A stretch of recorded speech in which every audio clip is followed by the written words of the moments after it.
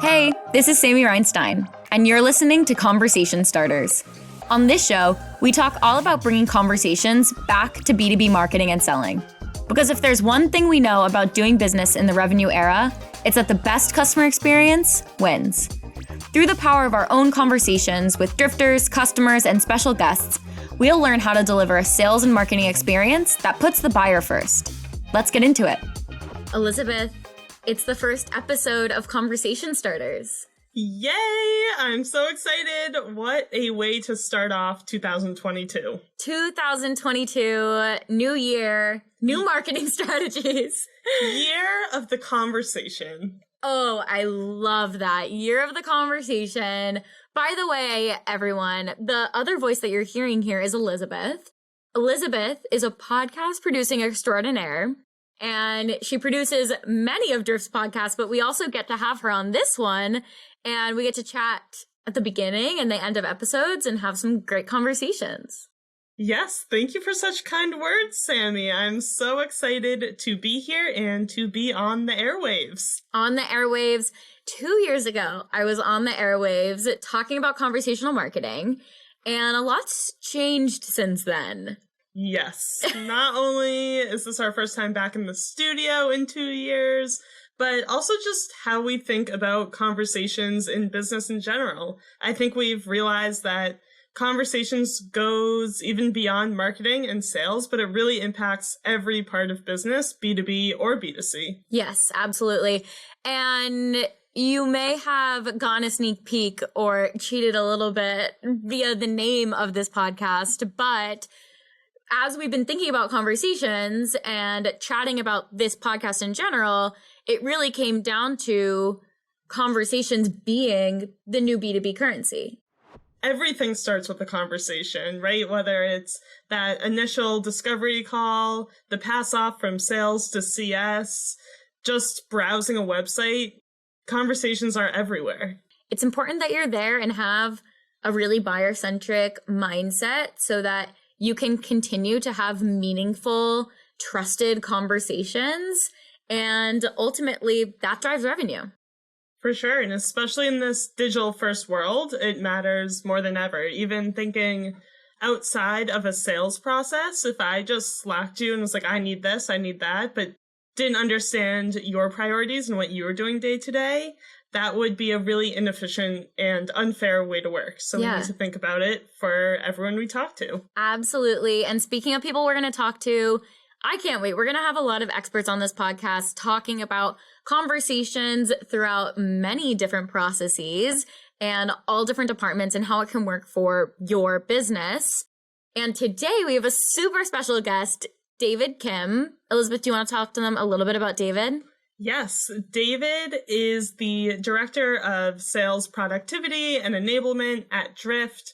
He's been here for about 2 years now, and he is here to talk to us all about how he works with our sales team to bring conversations more into their sales cycle, how it impacts their productivity, how they work day to day, and just share the best practices he's found. I love it. All right. David Kim, first episode, Conversation Starters. Let's go.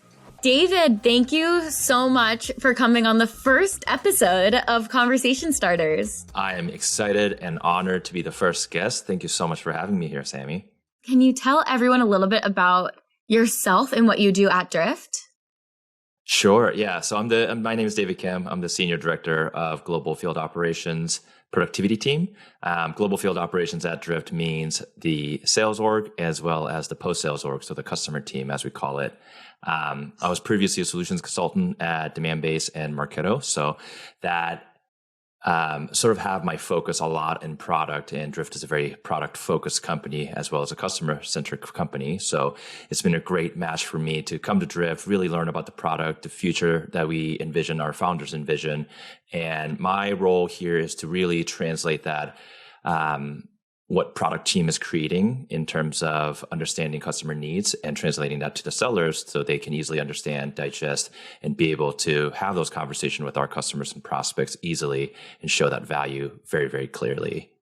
a lot of the things that we talk about at Drift, we talk about the old way of selling and the new way of selling. Can you talk a little bit about that and the big shift that you've seen in sales over the past few years? Sure. I think the old way of saying is where we can easily call it a little bit more seller centric, right? So as opposed to thinking more about the customers and the buyers themselves, it's a lot of a push method from the sellers, right? So that I think everyone can kind of take a guess at it. It's a lot of marketing effort of advertising and sellers pounding the phone and emailing, a lot of cold emails and calls, trying to get a live body on a call or an email response so they can start putting them into a cadence and start talking to them in a way, or just, annoy them to death. But I think the new way of selling is where the buyers have a lot more control over their journey, right? Everything is in digital now, and digital transformation is continuing to happen in a lot of companies. Even some of the older sort of industry, like let's just say energy or oil, they're all adapting into transforming into digital. And the reason is because it's more and more common for us to do research before we actually go in there, right? I think easy example I can give is if you're buying a car back in the day, you just kind of have to go to a car shop and talk to a seller and just listen to their spiel and slap on the hood a little bit and do a test drive, see if you like it or not, and go through the whole thing. However, now most people do a lot of research before they go in there. Who's paying how much for this car? Can I get a better discount? What can I do as a lever to negotiate? People do a lot of research before they go in to buy a car. And it's the same thing in the B2B world, especially in SaaS products like this, where it is solving a specific problem and trying to improve their business. That research is very in-depth, especially because the market is also very saturated with so many technologies. There's 8,000 plus marketing technology in the market right now. So it's very hard for buyers to really understand or get acquainted with one seller and try to go that route. They want to know what the options are and really do their research first. So in a new way of selling, it's really keeping in mind that the buyers are smart and buyers are going to do their research, and they're not going to just listen to the sellers and just kind of hop on the car and say, all right, I think this is the best choice that I have. They're going to do a lot of research, and they're going to make their choice to say, but do I want to talk to this person or not? And one last point on that is it's not just about the product, right? It's also who I'm buying from. I myself have been in the buying seat a few times now since I switched roles from solution consulting to productivity. And when you're in the buying seat, it is very interesting and daunting. I've been preaching about how to sell and how to talk to the buyers for a long time. And once I got into the buying seat, it was very interesting to really feel that pressure of I'm about to use a lot of company money and this has to turn into something. And if it doesn't, I'm going to look really bad. I might lose my job. Is this going to be okay? Right? All those thoughts kind of come up. And that's when the sellers really come in. I need to be able to trust the sellers. And I think that's part of the new way of buying, especially in the digital world for B2B purchases. I love that you bring up, it's not just the product, it's also the seller. The seller has to be a completely trusted advisor. And a lot of that starts from an initial conversation. And a lot of the times we call that maybe a discovery call or a discovery conversation. How do you train reps to have a successful discovery conversation? There's a lot of those old sayings, right? 2 ears in one mouth, usually proportionally, right? And I think that's the biggest takeaway when you're thinking about discovery or just having a conversation with the buyer. There are many things that go into it, but when I'm training the reps, it's really focusing on the customer itself, right? So at Drift, we use a sales methodology, and it's been very effective in terms of really putting the customer front and centered, right? So easiest way I think I can put it into sort of a framework is really understanding what's happening today, where do they want to go, or where they wish, what's the desired state, right? And what's preventing them from going from what's happening now to their desired state. And then as a seller, really understanding the products and services that we're selling and trying to see, is there an overlap? Is there an area that we can actually help this person? So another sort of a comparison that I can easily make is going to a doctor's office, right? If the doctor's just pushing a bunch of prescription at you and you have no idea why, they didn't even ask you, they only asked a couple questions. Like, what's going on? You have a headache. Oh, here's a pill, right? It's like, okay, do you know where this headache is coming from? You're going to have a lot of questions and not have much trust with this doctor. But if the doctor's asking a lot, What are you eating? How much sleep are you getting? Are you drinking enough water? Do you work out? They ask these questions to pinpoint what the actual problem is and explain those. I think those are the good doctor's experience is when they actually explain the things and here's a hypothesis. Do you agree? And then once they get the agreement, here's a couple different options that I'm going to prescribe that you should be able to take home with. One is not taking any medicine. Second is taking medicine. Third is taking medicine plus something else, something like that, right? And I think it applies for B2B selling very, very well also. If you're getting into a call and you're pushing how awesome my product and my service and my company is, all the buyer's hearing is how cool you are without understanding what I need. And that's where sellers lose a lot of trust and the opportunity to be that trusted advisor, right? So in terms of training for the discovery conversation, it's one, really understand the products and services that we're selling and what kind of problem we're really fixing and what that looks like for the customer. And then two, when you get on that call, really talking and asking those right questions. So you have the right to talk about our product and services. I think that's the most important piece is really feeling and understanding that you have to earn that right to talk about ourselves. Because otherwise you're just another talking head, another, seller trying to sell something as opposed to trying to fix my problem. Absolutely. I love that comparison too with the doctor. It reminds me of in middle school when you go to the nurse and you're like, I have a headache, and they give you like a Band-Aid for your knee, or right. No matter what, they give you Advil just as the blanket. Right. Like here's yep. What you need. And when you have someone really sitting you down and explaining something, it makes you feel special. It makes you feel Absolutely. Good. And that's something else in sales and marketing that we talk about a lot, is making sure you really know the buyer and that you're using that in your conversation. I wonder if you can talk to me a little bit about personalization and how we at Drift use personalization to make sure that we are having the most meaningful conversation with our buyers. Personalization is probably one of the most important things, especially in B2B buying, right? Or B2B selling, so to speak, right? And the reason is because, again, so many of us, including myself, are used to these personalized experience, whether we like it or not, right? Unless you're completely cut off and off the grid and you're just using internet with, VPN set up and making sure that nobody can track me. And that's also a bad experience. I'm getting a lot of weird ads when I do that, right? Exactly. But when it's personalized, yes, it's a little creepy, but if we really understand the fact that these are just data passing through and the algorithm kind of trying to surface up the things that matter to me, there are times I do appreciate it where it's like, oh, I did need that. It is kind of creepy. However, what are my options here? And it's a more enjoyable experience in terms of that buying experience, right? And when it comes to B2B selling, I think it's the same thing. And the more research you do and more value hypothesis you can build on the customer you're going to talk to or you're reaching out to is when you really get the result that you are looking for as a seller. Again, using my own example of being in the buying seat, I get hit up all the time with cold emails and outreach emails, right? And there are so many times that if I did have enough time a day, I'll probably reply and tell them 3 to 5 pointers of how they could have better caught my attention, right? Because the only thing that they caught my attention with is the bad email, right? You can tell it was a mass email that went out. Sometimes it just has the bracket of first name on it, hi first name, and then the messaging, right? And it's just not a good experience. And the times that I think the sellers worry a little bit is being too creepy. However, if you really think about how to use the information that you have at hand, on your hand, and utilize that in the right way, it can be so powerful in terms of catching that person's attention, having a meaningful conversation with that person digitally, whether that's on a chat or on an email or even on a phone. And the other side appreciates it, right?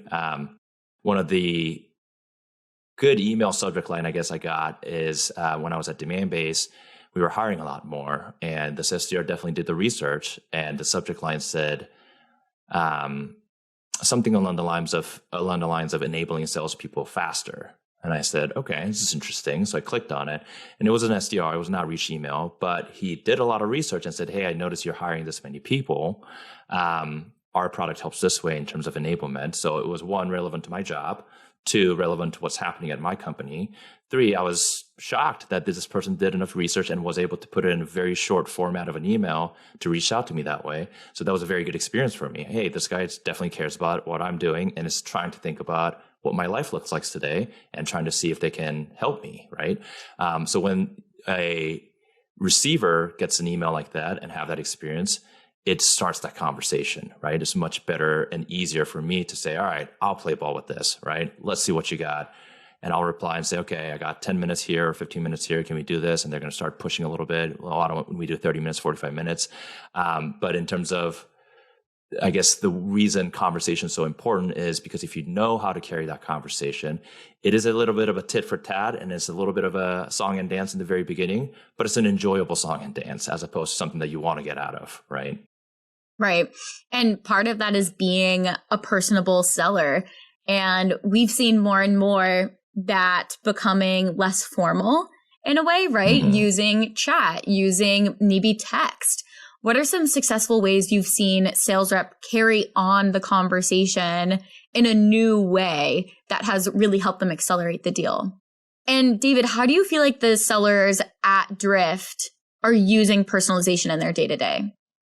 Yep. So at Drift, we definitely train them on the research part, right? Make sure you do the research, understand the company, what the company's going through, as well as what the individual is going through, to really understand when you're doing a cold outreach, that is the relevant messaging. It's going to capture their attention. And not only that, I think the huge power of Drift is the fact that when those people come back, it notifies that SDR or the rep to easily understand, oh, this is a high profile person that I've been reaching out to, that I've been doing a lot of research, and they can easily apply that and reach out to them as they come back to the website. So the fact that they're coming to the website already shows that there's some kind of an interest and intent, right? And the sellers can easily use that data or the information and the previously researched information to reach out and talk about those things that was brought up in the email or in a phone call, or for the first time for that matter, as the person's coming to the website. Hey, I've noticed X, Y, and Z. Hey, your company, I saw that you're doing this and this and this. Or, hey, I read your article and it was really meaningful because it meant this and this and this for me. What do you think about X, Y, and Z that's going to be relevant to conversational marketing or conversational sales that could easily get into that conversation? And again, buyers always appreciate it. They say, hey, I can see that you did the research. I appreciate that. Here's what's happening with me today, right? And that's a huge win. And that's what drifters are doing a really good job today. Yeah. And it helps move that conversation along. So once you spark that initial conversation, you have so many things at your fingertips, like, video or chat or text. And we've seen sellers really adopt this, instead of just formal emails or formal calls or whatever that is. There are so many technologies that are at sales people's fingertips to really make sure that the deal is continuing and they're accelerating the deal cycle.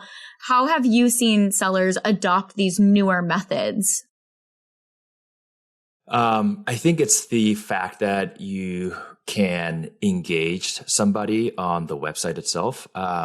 It's not a hard concept, but for some reason, if I may be candid, before I joined Drift, I wasn't really bought in on chat itself, although I've used it. So at my previous company, one of the vendor that I was researching was using Drift. And it was really easy to book a meeting. And honestly, I appreciated it. It was a 5-minute, I just had a quick time and I was like, I need to reach out to this vendor. And I went to the website and I didn't want to fill out a form. And I saw the chat. So I clicked on it, answered a couple of things, and then went down the road, booked a meeting. Within 5 minutes, I was done, right? Because at that point, it's like, hey, I don't need to do more research. I just need to hear from the sellers and hear the pitch a little bit. I'll tell them what the issue is for me and what I think this vendor can do for me. So I didn't want to waste any more time. And that was it. And it was a really good experience. Now, fast forward real quick to now. What I'm understanding better and what I'm seeing in the market is that customers have a lot of questions when you come to the vendor's website. Yes, sometimes it's just as how I did it, where I just need to talk to a seller. But going back to the very first question you ask, it's a lot about the research. And as you're doing research, it is impossible, especially for an enterprise-grade company with multiple product line and brands and services, to answer questions for every single persona that's coming on the website. So the first inclination is, oh my goodness, can I just talk to somebody And that's when the chatbot is right there. So in terms of Drift sellers using it, or the sellers in general using it with the power of Drift, is that here's a digital storefront called the website. I come in and there's so many things on the shelf and I have no idea how to navigate this store.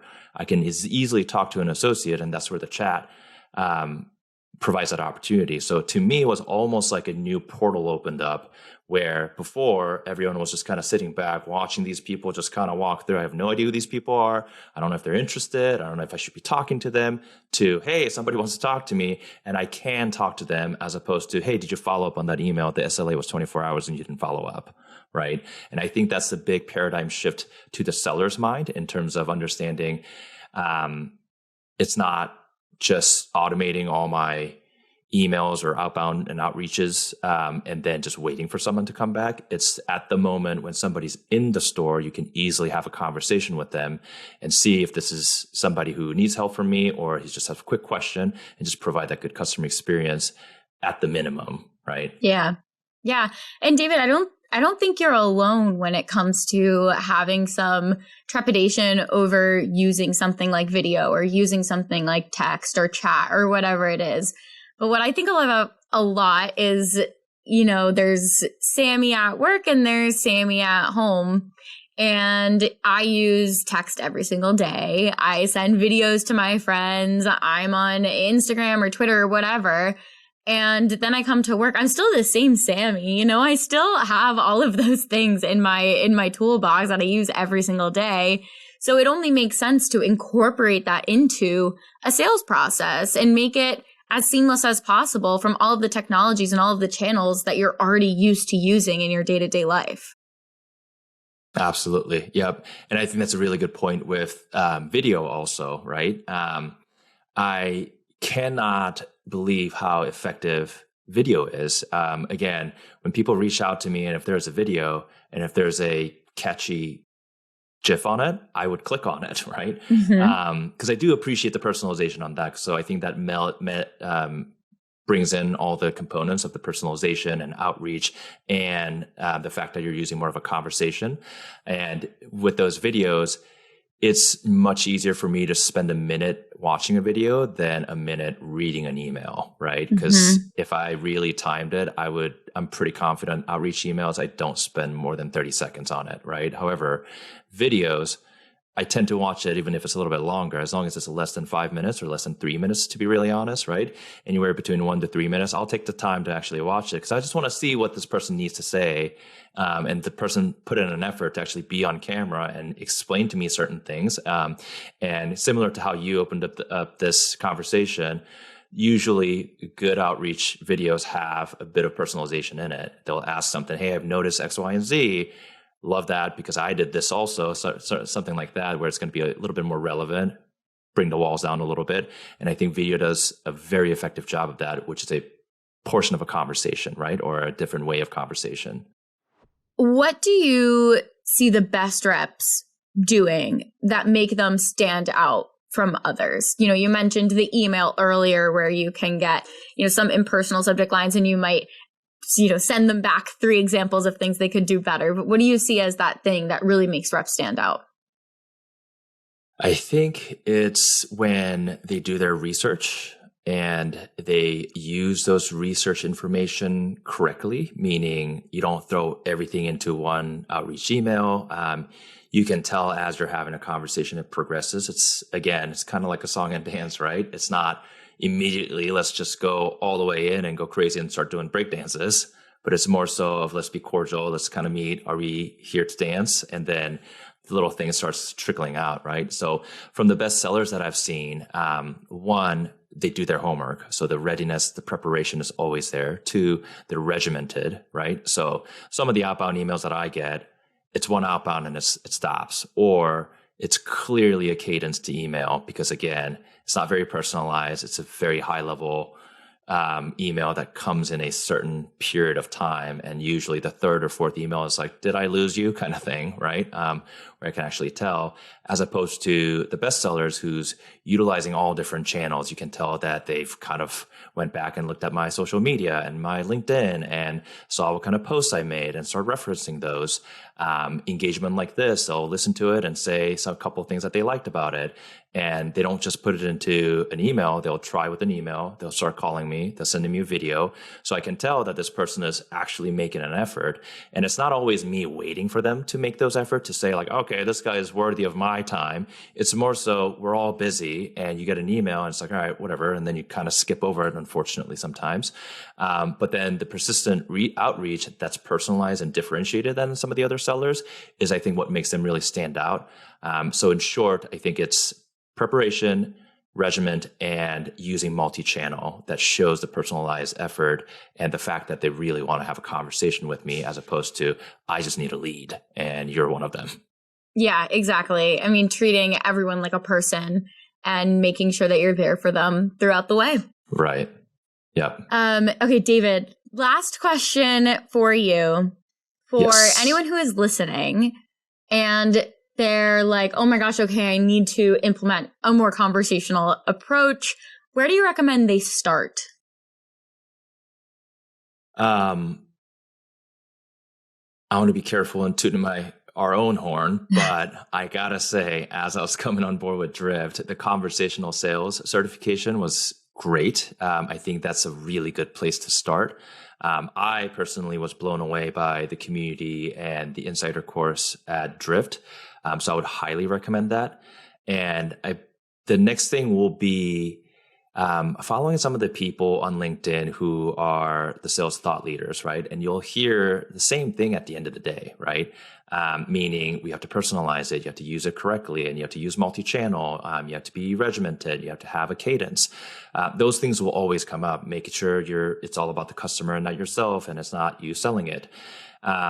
So in terms of getting more conversation in, one, you have to have things to talk about to be able to be a conversational person, right? So, and that's two parts. One, know everything about myself, meaning the products and services that I'm selling and the customers that we're helping. And two, knowing as much as I can about the other person. So doing the research, coming up with value hypothesis, and using those to do an outreach.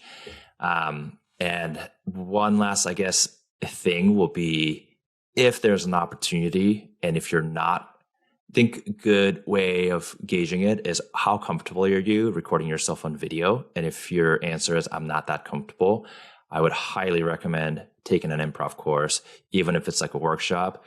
That has helped me personally a lot in terms of being in front of camera, recording myself, being okay with listening to my own voice and how much I didn't like my own facial expressions and stuff like that, right?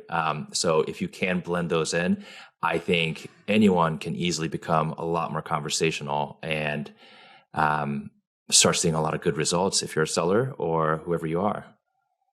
Well, I have learned a lot from you today. Thank you so much for being our first guest on Conversation Starters, and have a wonderful rest of your day.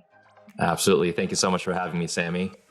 All right, Sammy, first conversation in the books. I loved listening to you and David talk. You guys really riffed on sales tactics. I feel like I can go try to sell something. Oh, Elizabeth, I think you could be a great salesperson. Thank you. I think if this whole video producing thing goes south, you have a career in sales. I did do a stint in retail back in high school, so not to brag, but yeah, me and Loft Outlet got along pretty well. Wow. Well, I used to be a top Girl Scout cookie rep. Oh, so excuse me. Truly, I know sales. No. Yeah.